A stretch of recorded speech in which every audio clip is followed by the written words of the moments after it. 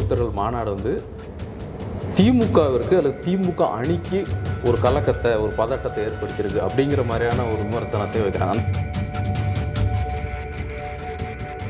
அவள் அண்ணாவை பேர்லேயே வச்சிருக்கக்கூடிய ஒரு கட்சி அந்த இடத்துல எந்த எதிர்ப்புமே தெரிவிக்கலை. இது என்ன நியாயம் இவர்கள் அப்படி கேட்டான கேள்வியை என்ன போட்டு தெரியுங்க, என்ன தண்டனை அடிக்கிறீங்க? இன்னைக்கு அண்ணாமலை 11.4% வாக்கு கொடுத்து இந்துத்துவ சக்திகளை தமிழ் மண்ணில் தலைநிமிர வச்சிருக்கிறாரு. அதுக்கு தக்கன 3 மடங்குக்கு மேலே ஒரு 65 சீட்டு வாங்கணும்.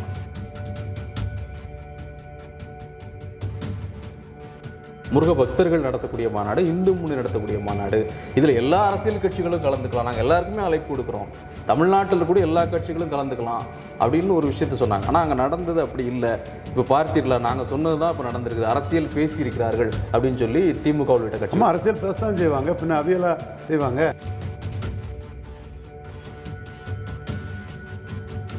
தமிழலை, இது தமிழர்களின் உணர்வலை.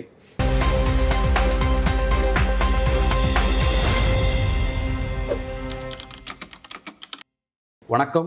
இன்றைய சந்திப்பில் நம்மோடு அரசியல் விமர்சகர் திரு ரவீந்திரன் துரைசாமி அவர்கள். அவரை அன்போடு வரவேற்கிறோம். சார் வணக்கம். வணக்கம் திரவியம். அதாவது முருக பக்தர்கள் மாநாடு மதுரை முருக பக்தர் மாநாடு பேசும்போது அது நடப்பதற்கு முன்னாலேயும் சரி, நடந்த பிறகும் சரி, நிறைய விமர்சனங்கள்.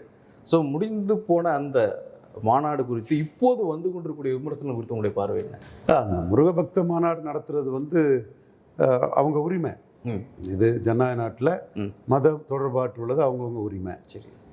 மத சார்பின்னு காங்கிரஸ் தங்களை வளர்க்க பார்க்குறாங்க. சரி. விடுதலை சிறுத்தைகள், திமுக. அப்போ முருகன் இந்த மதம்னு அவங்க வளர்க்குறதுல தவறு இல்லையே. இல்லை, அந்த விமர்சனம்ங்கிறது நான் சொல்கிறது வந்து முன்னாடி நீங்கள் சொல்கிறது இந்த மாநாட்டுக்கு முந்தி இருந்த விமர்சனங்கள். அதாவது இது ஆன்மீகம் இல்லை, இது ஒரு அரசியல் மாநாடு, இதன் மூலமாக ஒரு பதற்றத்தை ஏற்படுத்த பார்க்குறாங்க. பதற்றம்லாம் ஒன்றும் ஏற்படலை, அமைதியாக நடந்து முடிஞ்சு போச்சு. அவங்க பாஜக வளர்ச்சிக்கு இங்கே தமிழ் கடவுள் முருகனை கையில் எடுக்கிறாங்க. ஆன்மீகம் அரசியல் இல்லைன்னு சொன்னாலும் அரசியல் இருக்குது, அதில் எந்த மாறுபட்ட கருத்தும் இல்லை. சரி.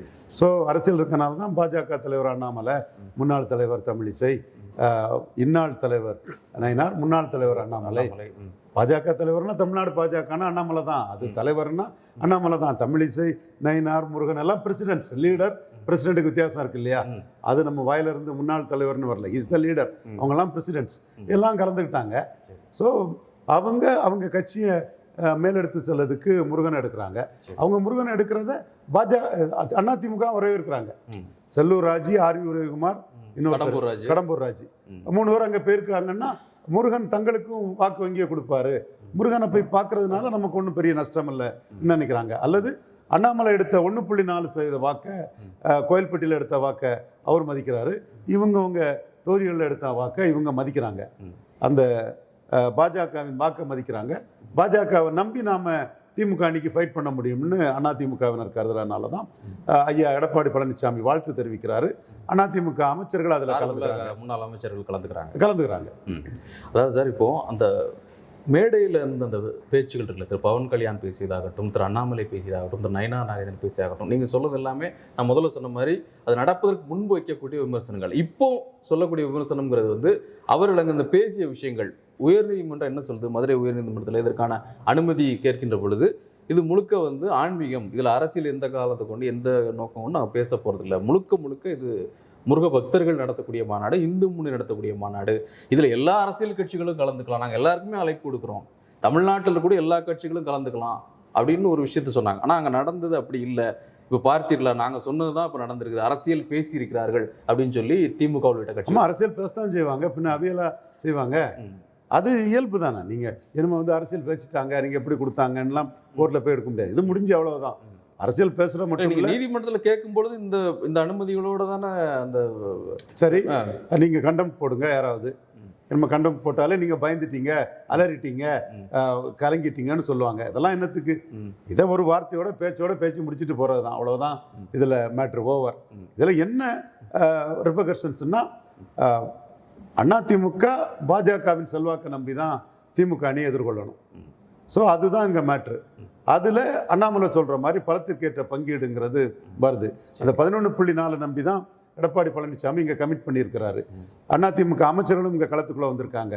ஐயா எடப்பாடியாரும் இதுக்கு வாழ்த்து தெரிவிச்சிருக்காருன்னு சொன்னால் ஊடகங்களில் பாஜக எதிர்ப்பாளர்கள் சொன்ன நிலை மாதிரி அண்ணாமலை உருவாக்கிய 11.4க்கான சுமார் 65 சீட்டு பிஎம்ஓ மூலமாக எடப்பாடி எடுத்து வச்சிருவாரு, கொடுத்துருவாருங்கிறத ஒரு ஹோப்பை கொடுக்குது.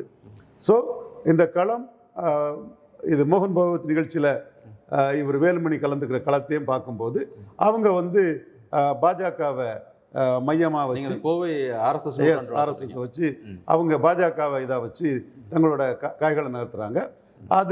அதை ஏற்றுக்கிட்டு தான் எடப்பாடி பழனிசாமியும் அவராக விரும்பியோ சந்தர்ப்ப நிர்பந்தம் காரணமாகவோ பயணிக்கிறாருன்னு தான் பார்க்கணும். சந்தர்ப்ப நிர்பந்தம் காரணமாக பயணிக்கிறாருங்கிற கருத்தை மற்ற திமுகவினர், விடுதலை சிறுத்தைகள் இவங்க விமர்சனம் வைக்கிறாங்க. விரும்பி பயணிக்கிறாருங்கிற கருத்தை நாம் எடப்பாடி பழனிசாமியும் அண்ணாமலையும் தனித்தனியாக மோதின போது அவர் 19.4 எடுக்கும்போது ஒரு பெரிய அமைப்போ எதுவோ இல்லாமல் அண்ணாமலை 11.4% வாக்கை மோடி பிரதமர்னு எடுத்து காட்டி அந்த வாக்கின் பலத்தை வச்சு நம்ம இயல்பாக தான் வராருன்னு நம்ம சொல்கிறோம். பலம் நிரூபிக்காத நடிகர் விஜயை விட 11.4% பலம் நிரூபித்த பாஜக மேலுன்னு அவர் முடிவெடுத்து போகிறார். அன்னைக்கு நடிகர் விஜய் கூட பிறந்தநாள் வாழ்த்து கூட அவர் தெரிவிக்கலன்னு கருதுறேன். இப்படி பவன் கல்யாண் எப்படி இதுக்குள்ளே வர்றாரு? பவன் கல்யாண் வந்து இங்கே அதுக்கு ஏதாவது ஒரு பொலிட்டிக்கல் ரீசன் இருக்குது. திமுக அணி தெலுங்கு தாய்மொழி சகோதரர்கள் வாக்களை கன்சாலிடேட் பண்ணுறாங்க. சரி, முதல் நடந்த ஈரோடு கிழக்கில் அவங்க 80% ஐயா இவிகேஎஸ் இளங்கவன் ஐயா நிற்கும் போதே 80% நாயுடு சமூக வாக்குகள், அருந்ததியர் சமூக வாக்கில் கன்சாலிடேட் பண்ணாங்க. அந்த ரிப்போர்ட்டை எடுத்து எங்கள் டீம் தான் பூத் வைஸ் எடுத்து பிஎம்ஓக்கு கொடுத்தோம். சரி, அது சில விளைவுகளை ஏற்படுத்தியது, அண்ணாமலைக்கே ரீதிங்கை ஏற்படுத்தியது. இன்னும் சொல்ல போனால் 2 ஜாதி கட்சி அதிமுகன்னு ஒரு விமர்சனத்தை அண்ணாமலை வைக்கிறதுக்கும் காரணம் என் நண்பர் பலரும் அரசியல் விமர்சனங்களுக்கு வருத்தப்படுறாங்க. பட் அண்ணாமலை சொன்ன விமர்சனத்தை தான் நான் பதிவு பண்ணுறேன்.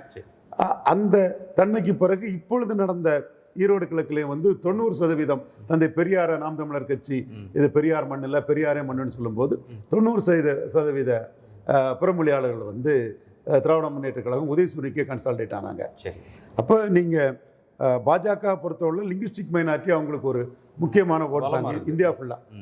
இப்போ திருவனந்தபுரம்னா தமிழர்கள் வாக்களிப்பாங்க. ட்ரிவாண்ட்ரம் டிஸ்ட்ரிக்டுள்ள தமிழர்கள், ட்ரிவாண்ட்ரம் சென்ட்ரல் அசம்பிளி செக்மெண்ட்டில் இருக்கக்கூடிய கன்னியாகுமரி மாவட்டத்தை சேர்ந்த வெள்ளாளர், நாடார் இவங்கெல்லாம் வந்து பிஜேபி மைண்ட் செட்டுக்குள்ளே இருப்பாங்க, அந்த சிட்டிக்குள்ளே இருக்கக்கூடியவங்க. அதே மாதிரி கர்நாடகாவில் இருக்கக்கூடிய தமிழர்கள் பாஜக மைண்ட் செட்டு, மகாராஷ்டிராவில் இருக்கக்கூடிய தமிழர்கள் லிங்குஸ்டிக் மைனாரிட்டி பட்னாவிஸ் செய்யக்கூடிய அளவுக்கு இருப்பாங்க. அதே மாதிரி இங்கே வந்து வட இந்தியர்கள், புறமொழியாளர்கள், தெலுங்கு தாய்மொழி மக்கள், மலையாளிகள், கொஞ்சம் அதில் உள்ள இந்து சமூகத்தவர் வந்து பாஜகவை நம்ம ஏற்றுக்கொள்ளலாமேன்னு இருப்பாங்க. ஆனால் இங்கே ஸ்டாலின் அதில் உள்ள வந்து கன்சால்டேட் பண்ணிட்டார். அவர் வந்து கலைஞரையும் தாண்டி நுணுக்கமாக அந்த வாக்களை கன்சால்டேட் பண்ணும்போது அதை அப்படியே ஸ்டாலின் கையில் விட்டுற முடியாது. எந்த மாநிலம்னாலும் பாஜகவுக்கு லிங்குஸ்டிக் முதன்மையான காரணம் பவன் கல்யாணம் வர்றதுக்கான காரணம் அப்படிங்கிறது வந்து தெலுங்கு லிங்குஸ்டிக் மைனாரிட்டி அதுதான் முதன்மையாக இருக்குது. கண்டிப்பாக.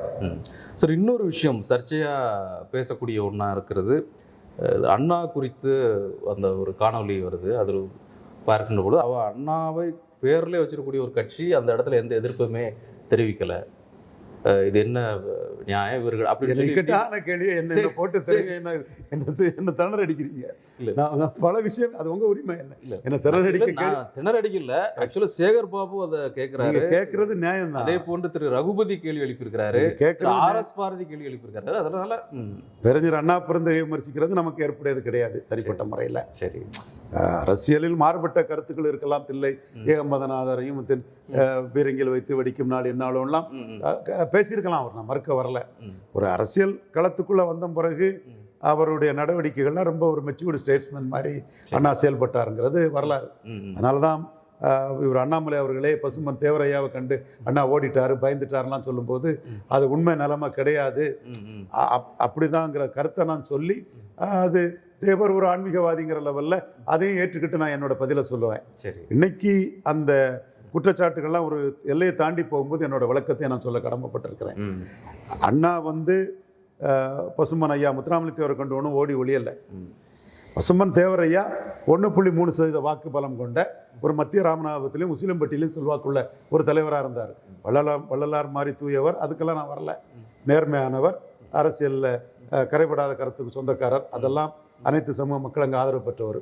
அளவு உயரங்கிறது 1.3% தான். சரி. பேரறிஞர் அண்ணா பெருந்தகை காமராஜருக்கு மாற்றா, அந்த இதெல்லாம் காங்கிரஸுக்கு மாற்றா வரக்கூடிய தமிழ்நாடு லீடர். அப்போ தேவர் கூட மோதாண்டான்னு நினைச்சுக்கிட்டு அதில் ஒதுக்கிட்டாருங்கிறதான் அந்த இடத்துக்குள்ள வரலாறே தவிர ஆன்மீகம் இந்துத்துவா அதை கண்டு அண்ணா பயந்து ஓடிட்டாருன்னு அண்ணாமலை சொல்லக்கூடிய கருத்து ஏற்புடையது கிடையாது எனக்கு. இன்னும் இப்பவும் அந்த மாதிரிப்பட்ட கருத்துக்கள் அண்ணாவை மையமாய்த்து சொல்றது தேவையற்றது. இல்லை, அவங்க சொல்லக்கூடிய விஷயங்கள் இப்போ இந்த நேரடியாக பார்த்தீங்கன்னா இதை யார் எடுத்து செய்கிறா அப்படின்னா இந்து முன்னணி சார்பாக நடத்தக்கூடிய முருக புத்தர்கள் மாநாடு அப்படி தான் அதை ஹைலைட் பண்ணக்கூடிய விஷயமா இருக்குது. அதனுடைய தலைவர் அவருடைய ஆட்கள்லாம் சேர்த்து பண்ணுறாங்க. ஸோ இந்து முன்னணியினை சேர்ந்தவர்கள் அங்கள் மதத்தை சார்ந்து அண்ணா சொல்லக்கூடிய ஒரு விஷயத்திற்கான ஒரு விஷயமா அதை பார்த்துட்டு போகிறதான் நியாயம் அப்படின்னு மாதிரி இவருடைய தரப்பு அந்த கருத்தை முன்வைக்கிறாங்க. ஸோ எங்கள் மதத்தை குறித்து ஒரு தலைவர், அதுவும் அவர் ஒப்பற்ற தலைவராக இருக்கலாம், ஒரு மாற்றத்தை கொண்டு வந்த தலைவராக இருக்கலாம், மறுக்க முடியாத தலைவராக இருக்கலாம், ஆனால் அவர் இந்த கருத்தை முன்வைத்த தலைவர் தான் அப்படிங்கிற ஒரு விஷயத்த அவர் பீரங்கியில் வைத்து பிளக்கும் நாள் என்ன அளவுன்னு அவர் முன்னாடி பாடியிருக்காருல, அதுக்கு பதில்களை சொல்லியிருப்பாங்க. பட் அண்ணா வாஜ்பாயால் ஏற்றுக்கொள்ளப்பட்ட இது ஏதாவது ஒரு நெருக்கடி ஆகுதா அதிமுகவுக்கு? இப்போ ஒரு ராஜேந்திர பாலாஜி கேட்கின்ற பொழுது அவர் என்ன சொல்றாரு, அமைச்சர், முன்னாள் அமைச்சர், அந்த இடத்துல நாங்கள் எங்களால் அது அந்த இடத்துல எதிர்ப்பு சொல்றது உடனே சொல்றது நாகரிகமா இருக்காது. இன்னொன்று சொல்றேன் கேட்டுக்கிறீங்களா? இன்னைக்கு ஒரு முக்கிய பாஜக தலைவர் என்கிட்ட காலையில் பேசினாரு. சரி. அந்த இடம் ஒரு நாகரிகம் கருதி தான் நம்மளை உயர்த்தியும் எடப்பாடியோட பலகீனத்தையும் நான் அங்கே பேசலைன்னாரு அந்த தலைவர். ஸோ ஒரு சபை நாகரிகம் கருதி தான் எடப்பாடியோட பலகீனத்தை 4 பேர் அதிமுகங்க வந்திருக்காங்கங்கிறத புரிஞ்சுக்கிட்டு அந்த முன்னாள் பாஜக தலைவர் அதை பேசலை. அதே மாதிரி அதிமுகங்களும் வருவாங்க, இந்த கூட்டணி இருக்குங்கிறத பாஜகவினர் இந்த முன்னணிக்கு இன்ஸ்ட்ரக்ஷன் கொடுத்துருக்கணும். அண்ணாவை நம்ம விமர்சிக்காண்டான்னு கொடுத்துருக்கணும்.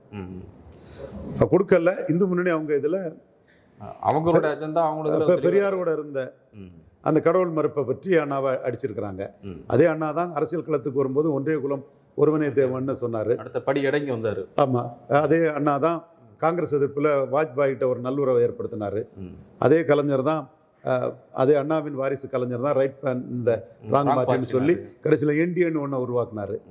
ஸோ எது இந்துத்துவா அவங்க மிலிட்டண்டாக பண்ணுவாங்க. பாஜக அதில் கொஞ்சம் இன்ஸ்ட்ரக்ட் பண்ணியிருக்கலாம், அண்ணா இதெல்லாம் தேவையில்லை நமக்கு, அதிமுக கூட்டணி வந்துட்டோங்கிறத இன்ஸ்ட்ரக்ட் பண்ணியிருக்கலாங்கிறதா என்னோட கருத்து. இன்னொன்று, இந்த மாநாடு நடைபெற்ற பிறகு இது ஒரு வெற்றிகரமான மாநாடு, 6-7 லட்சம் பேர் கலந்துக்கிட்டாங்கன்னு சொல்லி இந்து முன்னணி சில புள்ளி விவரங்களை சொல்கிறாங்க. உண்மையில் இந்த மாநாடு உங்களுடைய பார்வையில், அரசியல் பார்வையில், உங்களுடைய பார்வையில் இது பாஜகவிற்கு எந்த அளவுக்கு வெற்றிகரமான மாநாடு, எந்த அளவுக்கு உறுதுணையால் உதவி? அதிமுக இந்துத்துவாவை நம்பி பாஜகவை நம்பி தான் ஃபைட் பண்ணி ஆகணும். அதையும் கோடிட்டு காட்ட தான் பேரறிஞர் அண்ணா பெருந்தகை விமர்சனத்தையும் அவங்க வச்சுருக்காங்கன்னு நான் பார்க்குறேன். சரி. ஏன்னா அண்ணாமலை ஏற்கனவே 2024 செய்ததோட தொடர்ச்சியாக தான் இதை அவங்க செய்கிறாங்களோன்னு எனக்கு தோணுது. பட் இது பெரிய ஹெல்ப்ஃபுல்லாக இருக்கும்னு நினைக்கிறீங்க பாஜக? அதாவது எடப்பாடி மேலே ஒரு சந்தேகம் இருக்குது.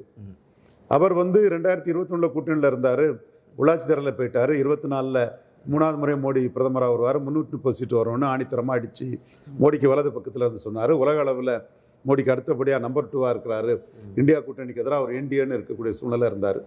ஆனால் அதே எடப்பாடி பழனிசாமி சீட்டு தராரில் கூட்டணியை பிரிச்சுட்டு போயிட்டார். 12 சீட்டு கேட்டார் அண்ணாமலை, 6க்கு மேலே தர முடியாதுன்னாரு.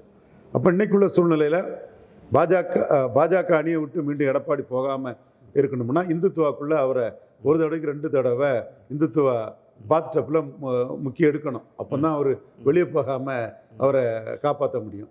இன்னொன்று, அவர் master of art of teaching 29 teach பண்ணிட்டு போயிடக்கூடாது. அப்போ இந்துத்துவாக்குள்ள அரசியலுக்குள்ளே ஒரு 60-65 சீட்டு தமிழிசை அம்மையார் 3.7 விழுக்காடு வாக்கு பெற்றாங்க. அதுக்கு 20 சீட்டு ஐயா எடப்பாடி பழனிசாமியும் ஐயா ஓபிஎஸும் கொடுத்தாங்க. இன்றைக்கி அண்ணாமலை 11.4% வாக்கு கொடுத்து இந்துத்துவ சக்திகளை தமிழ் மண்ணில் தலைநிமிர வச்சுருக்கிறாரு. அதுக்கு தக்கன 3 மடங்குக்கு மேலே ஒரு 65 சீட்டு வாங்கணும். ஸோ இந்துத்துவா இதில் ஃபைட் பண்ணணும். இதெல்லாம் செய்தால் தான் தமிழ் மண்ணில் பாஜக நிற்க முடியும். இதில் 2 ஸ்ட்ராட்டஜி. ஒன்று, அண்ணாமலை தலைமையில் நிமிர்ந்து நின்று திமுக அதிமுகவையும் ஒரே குட்டையில் ஊறிய மட்டைகள்னு பெருந்தலைவர் காமராஜ் சொன்ன அந்த வார்த்தையில் எதிர்த்து ஃபைட் பண்ணுறது. இன்னொன்று, எடப்பாடியை உள்ளே லாக் பண்ணிக்கிட்டு இந்துத்துவா இஷ்யூஸை அவரையே அக்செப்ட் பண்ண வைக்க சொல்கிறது இன்னொன்று விஷயம். அதை தான் அன்னைக்கு வேலுமணி பண்ணுறாரு. வேலுமணிங்கிற தூண்டியலை வச்சு எடப்பாடி சந்தர்ப்பம் காரணமாட்டோ அல்லது விருப்பப்பட்டோ இதை செய்ய வைக்கிறது. ஸோ நீங்கள் இப்போ அந்த இந்துத்துவாக்குள்ள அப்படிங்கிற ஒரு விஷயத்த சொல்கிறீங்க, அவரை நிர்பந்தப்படுத்துறேன்னு. என்றைக்குமே நீங்கள் அப்படி எடுத்து பார்த்தீங்கன்னா திமுக அளவிற்கு அதிமுக வந்து எந்த இடத்துலையுமே நாங்கள் அந்த மதம் சார்ந்த விஷயங்களை அவங்க ரொம்ப வெளிப்படையாக செய்யக்கூடிய ஒரு கட்சியாக தானே இருக்குது அதிமுகவை பொறுத்தளவில். திமுக வந்து சில விஷயங்களை வந்து அவங்க எப்படி வெளிப்படையாக சில விஷயங்களை செய்கிறாங்களோ அதே போல் அதிமுக பொறுத்தளவில் அவரோட ஸ்டாண்டு நாங்கள் வந்து இதற்கு எதிரானவர்கள் அதற்கு அந்த மாதிரியான எந்த இல்லை. திமுக பொறுத்தவரையிலும் கலைஞருக்கு துணைவியார் மனைவி வந்து எங்கேயும் கோயிலுக்கெல்லாம் போனது மாதிரிலாம் எதுவும் இல்லை. திமுக ஸ்டாலின் அவர்களுடைய மனைவி துர்காமையார் அவர்கள் வந்து வெளிப்படையாகவே கோயில்களுக்கு போகிறாங்க. அது பாராட்டத்தக்கது, வரவேற்கத்தக்கது. நான் வரவேற்கிறேன். அது எந்த எனக்கு அந்த நான் என்ன சொல்ல வர்றேன்னா தனிப்பட்ட நான் என்ன சொல்ல வர்றேன்னா கலைஞர் காலத்தில் உள்ள அந்த இந்து விரோத தன்மையை முக ஸ்டாலின் குறைச்சிருக்கிறாருங்கிறதான் சொல்ல வர்றேன். பொன்முடியை நீக்கணும்னு நான் ஒரு கோரிக்கை வைக்கும்போது அவர் மினிஸ்ட்ரி விட்டு ட்ராப் பண்ணாங்க. இது நீ கோரிக்கை வச்சியா அதனால பண்ணியாங்கிறதெல்லாம் நான் ரொம்ப ஓவர் எஸ்டிமேட் பண்ணி நான் கிளைம் பண்ணு பலரும் சொல்லலாம். ஒரு அரசியல் கட்சி தலைவர் பிரேமலதா அம்மையார் அவர்கள் கூட கட்சி பதவியை நீக்கினதுலேயே அது பாராட்டத்தக்கதுன்னு சொன்னாங்க. நாம் ஒரு அரசியல் விமர்சகராக இந்துக்களின் உணர்வை நீங்கள் மதிக்க தவறீங்கன்னா ஆராசா பேசி குங்கு மண்டலத்தை என்ன வச்சோ அந்த ஒரு நிலைமை மீண்டும் ஒரு ஆராசாவை உங்களுக்கு நெகட்டிவாக உருவாக்குறீங்கன்னு சொல்லும்போது பொன்முடியை வந்து மினிஸ்ட்ரியை விட்டு திமுக ட்ராப் பண்ணாங்க. அது மட்டும் இல்லை, துர்கா அம்மையார் வந்து முதல்வரின் மனைவி வந்து இந்து தர்மத்தையும் இந்து கலாச்சாரத்தையும் அவங்க பாராட்டுறது வந்து வரவேற்கத்தக்கது. கலைஞர் காலத்தில் இது இல்லைங்கிறதையும் மறுக்க முடியாது, மறைக்க முடியாது. ஸோ அவங்களும் ரொம்ப வெளிப்படையாக தான் இருக்காங்க. இல்லை, அவங்களும் கலைஞர்லேருந்து மாறி இருக்காங்க. அதனால தான் கலைஞருக்கும் ஸ்டாலினுக்கும் உள்ள அந்த டிஃப்ரென்ஸை நான் ஒருத்தன் தான் தமிழ் மண்ணில் பிரிசனராக பாஸ்டாக இல்லாமல் அது கலைஞர் வேறு ஸ்டாலின் வேறுங்கிறத நான் தெளிவாக சொல்லிட்டு இருக்கிறேன். அவர் இந்துக்களின் வாக்கு தன்னை பாதிச்சிடக்கூடாதுங்கிறதுக்காக பெருசாக இருக்கிறார். பிராமண சமுதாயத்தை சேர்ந்த அவருடைய நண்பர்கள் பொதுத்துறையில், கலையில், இலக்கியத்தில் எல்லாமே சிறப்பு செய்தவர்களை மதிக்கிற ஒரு தன்மையும் கலைஞரை விட முக ஸ்டாலினுக்கு தெளிவாகவே இருக்குது. ஸோ இன்னொரு பக்கம் பார்த்தீங்கன்னா சார், இந்த இந்த இந்த இந்த மாநாட்டின் மூலமாக ஒரு கலவரத்திற்கான ஒரு முயற்சியை பண்ணுறாங்க அப்படி போன்ற ஒரு குற்றச்சாட்டை நாங்கள் உடைத்தெறிந்திருக்கிறோம், இது ரொம்ப அமைதியாக நடந்திருக்கு அப்படிங்கிற ஒரு விஷயத்த முன்வைக்கிறாங்க. இது அமைதியாக நடந்துச்சு அப்படின்னு சொன்னால் எந்த அதாவது காவல்துறை அவங்களுடைய கடமையை கரெக்டாக பண்ணியிருக்காங்க அப்படிங்கிற எடுத்துக்கணும், இல்லை கேடர்ஸ் தொண்டர்கள் இல்லை மதுரை முருகன் மாநாடெல்லாம் கலவரம் வரக்கூடிய இடம் இல்லை. சரி. மேலும் சென்ட்ரல் கவர்மெண்ட்டில் பாஜக இருக்கும்போது மத கலவரங்கள்லாம் ரொம்ப குறைஞ்சி போச்சு. ஸோ கலவரத்துக்கான வாய்ப்பு உள்ள இடம் இல்லை. அது எதிர்த்தரப்பு சொன்ன ஒரு குற்றச்சாட்டாக இருந்துச்சுல, அவங்க அந்த மாதிரி அதுக்கான முயற்சிகளை பண்ணுறாங்க.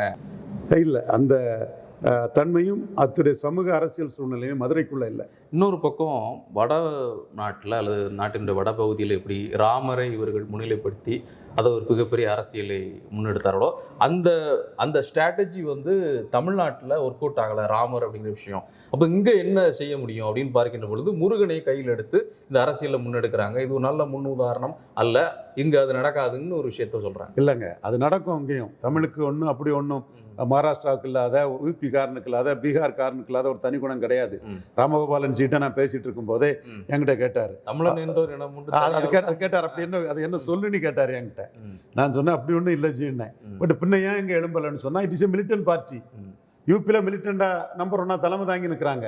இங்கே சீமான் சொன்ன மாதிரி நீங்கள் இந்த பழனிசாமியை கும்பிட்டுட்டு அந்த பழனிசாமி கிட்ட தானே நிற்கிறீங்க, சபார்டினேட்டை தானே போய் நிற்க வேண்டி இருக்குதுங்கிறத சீமான் சொல்ல கருத்து தான் இங்கே டாமினண்டாக நிற்குது. அண்ணாமலை தலைமையில் இந்த மாநாட்டை நடத்திக்கிட்டு தனிச்சு போட்டின்னு நீங்கள் போயிருப்பீங்கன்னா இந்த மாநாட்டோட வால்யூம் இதோட தாக்கம் எல்லாமே பெருசாக இருக்கும். அப்போ நீங்கள் சீமானே சொல்கிறேன், நான் தான் தனிச்சு நிற்கிறேன் 214 நீங்கள் சொன்ன ஒரே குட்டையில் உரிய மட்டைகள்ங்கிற பாணியில் நான் தான் 214 நிற்க போகிறேன். நீங்கள் மக்களவையில் சொன்னீங்க, சட்டமன்றத்தில் போய் கூட்டணிக்கு போயிட்டு நின்னீங்க. அப்போ நீங்கள் ஒரு சபார்டினேட் போல்ஸ் தாங்கிற சொல்கிறாப்புல. இதுதான் ஜெயலலிதா அம்மையார் கூட 98 கூட்டணி வச்சது தப்பு இல்லை. ஆனால் இந்தியாவை காப்பாற்றுறதுக்கு கலைஞர் கூட டைரக்டாக கொள்கை எதிரியான கலைஞர் கூட போய் 99 கூட்டணி வச்சது தான் அது ஸ்டாச்சுரேட்டட் ஆன இடம் ஒரு கட்சியாட்டு ஆகி போகுது. ஸோ மிலிட்டன்ட் பார்ட்டியாக கேரளாவில் தெலுங்கானாவில் ஒரிசாவில் போயிட்டு இருக்கக்கூடிய பார்ட்டி இங்கே வந்து சொதப்பல் பார்ட்டி ஆகிட்டு. இதை என்னால் தான் இது சொல்ல முடியும். ஐயா தாளிங்க நாடாரால் பொது வாழ்க்கைக்கு வந்தவங்கிற லெவலில் எந்த மிலிட்டன்சி வந்து நாடார்களும் கிறிஸ்தவ சமுதாயம் எவ்வளோ மிலிட்டண்டாக நின்று அங்கே ஒரு 30% வாக்கு அன்னைக்கு ஒரு உருவாக்கி வச்சுருக்காங்கன்னா, நிரந்தரம் வச்சுருக்காங்கன்னா அந்த மிலிட்டன்சி தான் காரணம். நீங்கள் திமுக அண்ணா திமுக கூட சபார்டினேட் போல்ஸாக போகும்போது பாமக மாதிரி மதிமுக மாதிரி பாஜகவும் மாறி மாறி கூட்டணி போகக்கூடிய ஒரு கட்சிங்கிற இமேஜ் வந்துடுது. இப்பவும் நீங்கள் வந்து மிக கடுமையாக அண்ணா திமுக ஊழல் ஜெயலலிதா ஊழல்னு பேசிக்கிட்டு எடப்பாடி சிஎம்னு அமித்ஷா வந்து சொல்லும்போது அந்த மிலிட்டன்சி அடிபட்டு போகுது. ஸோ அதுக்கு முருகர் பயன்படுவார் நினைக்கிறாங்க.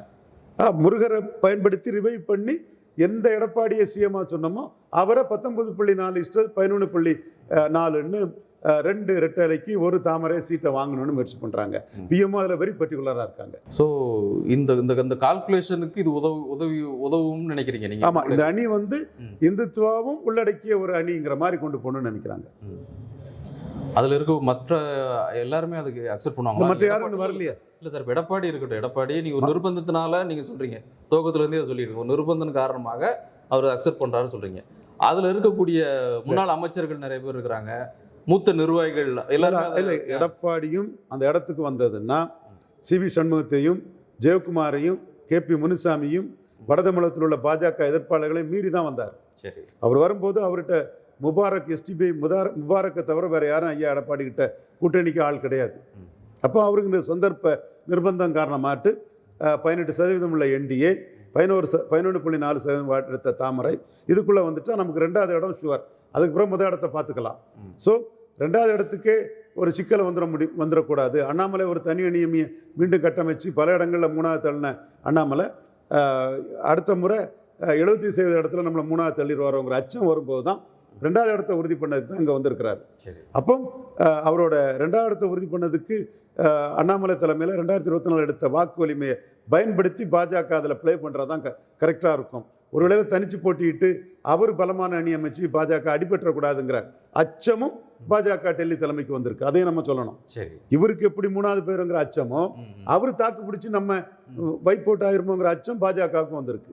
ஸோ 2 பக்கம் அச்சம் இருக்குது. நிறைவா அவங்கள்ட்ட கேட்குது, முருக பக்தர்கள் மாநாடு வந்து திமுகவிற்கு அல்லது திமுக அணிக்கு ஒரு கலக்கத்தை ஒரு பதட்டத்தை ஏற்படுத்தியிருக்கு அப்படிங்கிற மாதிரியான ஒரு விமர்சனத்தை வைக்கிறாங்க. அந்த அணி வந்து இந்த மாநாடு பெரிய அளவில் சக்ஸஸ் ஆக நினச்சாங்க, ஆனால் அது அப்படி இல்லை, ஆகிருக்குது, பெரிய அளவு வெற்றி பெற்ற ஒரு மாநாடாக மாறி இருக்குது. அதனால் அவங்களுக்குள்ள ஒரு சின்ன ஒரு கண்டிப்பாக 18% எடுத்த என்டிஏயும் 23% எடுத்த அதிமுகவும் தனித்தனியாக நிற்கிறது 47% வாக்கெடுத்த திமுக அணிக்கு மிக இலகுவான வெற்றியை கொடுக்கும். இவங்க ஒன்று சேர்ந்து வரும்போது 2024 விட ஒரு கடுமையான போட்டியை திமுக கழகம் சந்தித்து தான் ஆக வேண்டும். அதுதான் திமுக கழகம் அந்த இடத்துக்குள்ள அதிமுகவை நீங்க பிஜேபியின் ஆட்கள்ங்கிற மாதிரி அடிச்சு அந்த களத்தை அவங்க செட் பண்றாங்க. அந்த மாதிரி அவங்க செட் பண்றாங்க. அப்படி இல்லை, அதிமுகவும் தன் தனித்தன்மையோட நிற்குது. பிஜேபியின் தனித்தன்மையும் முந்தைய காலகட்டங்களில் ஜெயலலிதா காலகட்டத்தில் 21 மாதிரி விட்டு கொடுக்காத அளவுக்கு முருகன் மாநாடு பிஜேபிக்கு தனித்தன்மை. இது ஒரு டபுள் ஹீரோ சப்ஜெக்ட் மாதிரி. பாஜக நிதிஷ்குமார், பாஜக சிவசேனா, இந்த மாதிரி அந்த இடத்துக்குள்ள பாஜக ஒரு போடுகற்பட்டி மாதிரி இல்லாம இப்போ நாயுடு பவன் கல்யாண், அது Naidu hero, Pawan Kalyan second hero, பாஜக துக்கடா கருவேப்பிலை, அந்த மாதிரி கருவேப்பிலையா இல்லாம ஒரு டிசிசிவான ஒரு பிளேயரா பாஜக இங்க ரெட்டை இலக்கத்தில் அண்ணாமலை எடுத்த வாக்கால தமிழ் மண்ணில் திராவிட கட்சியோட சேர்ந்திருக்கு. எடப்பாடி அண்ணாமலை அந்த மாதிரி சொல்ல வரீங்களா? Edappadi plus BJP. அண்ணாமலை நீக்கப்பட்டதுனால அவரை பேர சொல்லாண்டா பாஜகங்கிறதையும் சொல்லிக்கலாம். நீக்கப்படல, தலைவர் பதவியில் இல்லை, அவ்வளவுதான். பட் அவர் தான் தலைவராக இருக்காரு தமிழக பாஜக தொண்டர்களையும் வாக்காளர்கள். உங்க பார்வையில், மக்கள் பார்வையில் நீங்களை பார்த்தீங்களா? அந்த முருகன் மாநாட்டிலே கைத்தட்டும் விண்ணப்படக்கூடிய கரகோஷமும் யாருக்கு இருந்தது? ஏன்னா அவர் செட் பண்ணியா வந்தாரு, பழைய இதில் செட் பண்ணிட்டாருன்னாங்க அமித்ஷா வரும்போது. இப்போ முருகன் மாநாட்டில் இவர் இப்படி செட் பண்ணியிருக்க முடியும்? அப்போ இதை ஆர்கனைஸ் பண்ணது இந்து முன்னணி, RSS. ஆனால் கைத்தட்டும் உற்சாகமும் அண்ணாமலை. ஏன்னா நிமிர்ந்து நிற்கிறவர் ஐயா தாண்டிங்க நாடாருக்கு பிறகு பாஜக தலைமையில் ஒரு இந்துத்துவ அரசியலில் ஒரு வீரமாக இருக்கிறவர் அண்ணாமலைன்னு அவரை லீடராக பார்க்குறாங்க. அவ்வளோதான். இப்போ கொம்பு காதில் கொம்பு 2வது தான் வரும், கொம்பை வச்சு தான் முட்ட முடியும்னா கொம்பா நிற்கிறவர் அண்ணாமலை. காதாக இருந்தவங்க CP ராதாகிருஷ்ணன், பொன் ராதாகிருஷ்ணன், தமிழிசை அம்மையார் இருக்கிறவர், இவர் நயனார் நாகேந்திரன். கொம்பா இருக்கிறவர் அண்ணாமலை. நன்றி.